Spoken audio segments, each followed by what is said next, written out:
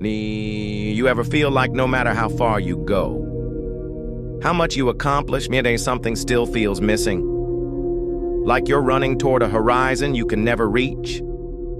I spent 25 years chasing solutions, and only just now realized there's a truth you can't learn through striving. It has to unfold. Most people are searching for meaning, for direction, for relief.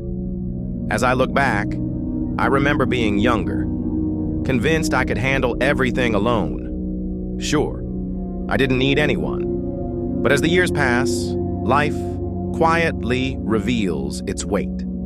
Isolation, confusion, a nagging sense that something fundamental is slipping through your fingers. It's like drifting in a vast ocean of events, some beautiful, some tragic, without anchor. We ask questions. Why am I here? What pushed me into this existence? And how on earth do I face the chaotic phenomenon called life, with a capital L? Then comes death, not just our own, but the people we love. That looming uncertainty, the ache of inevitability, sends us searching again for peace, for answers, for control in an uncontrollable world. Some try material mastery, money, status, power. Others lean on technology, science, to quiet pain, hunger, sickness. Even then, fulfillment feels temporary. You get what you want, but soon enough, a new worry fills the space. That's when you realize it's not the outside world causing unrest. It's inside, your mind.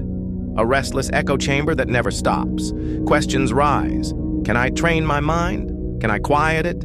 People say, think positively, breathe, repeat affirmations, hum.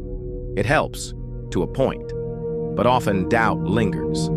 Am I just pretending this works? It's an undertow of inner skepticism. Deep inside, something else churns, a chaotic undercurrent. The subconscious, wild, unpredictable. No matter how much we tidy up the surface, it bubbles back. So you try therapy, philosophy, teachings.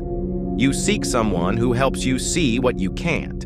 But eventually you bump into an odd paradox. You, the flawed fixer, are expected to fix yourself, telling yourself, let go, surrender, relax.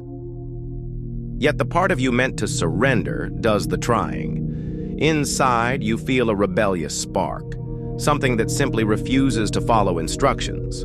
That question then cycles. If the one who transforms is also the one who's broken, then who repairs the repairer? Who polices the policeman? It's a logical loop, a riddle. Wisdom traditions speak of two selves, the ego, the small self, and the spirit, the higher self. The spirit's job? To uplift the ego. Sometimes it works, often it doesn't. If the system is one, what fails? Ego, spirit, both? We chase spiritual progress, inner peace, wisdom. We pursue the positive, flee the negative. But consciousness only exists through contrast. Light needs dark. Joy needs sorrow. Just like recordings, sound and silence. Life pulses between presence and absence. Yet we attempt to edit the rhythm, wishing for joy without pain, success without failure. A game where everyone wins. Yet saints need sinners to be recognized. Sages need fools. Opposites define each other. And the more worldly or spiritual progress you make, the more hollow it can feel, like walking in circles. So you try something new. What if I want less? What if I reduce craving? Not just material, but spiritual too. After all, desire is said to be the root of suffering. But quickly you notice, now you're desiring not to desire. It's desire in another costume. Paradox returns, relentless. Eventually, traditions whisper, stop doing, just be. Let go without trying, relax without effort.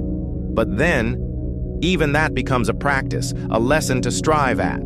You reach a strange conclusion. You cannot will clarity. You cannot achieve peace like a goal. You realize It isn't about fixing or finding. Instead, maybe the peace is something you remember, something you drop back into when you stop chasing it. And in that moment, when doing finally stops, something quiet opens. A clarity that isn't earned. A presence that doesn't depend on improvement. That's possibly where true understanding begins.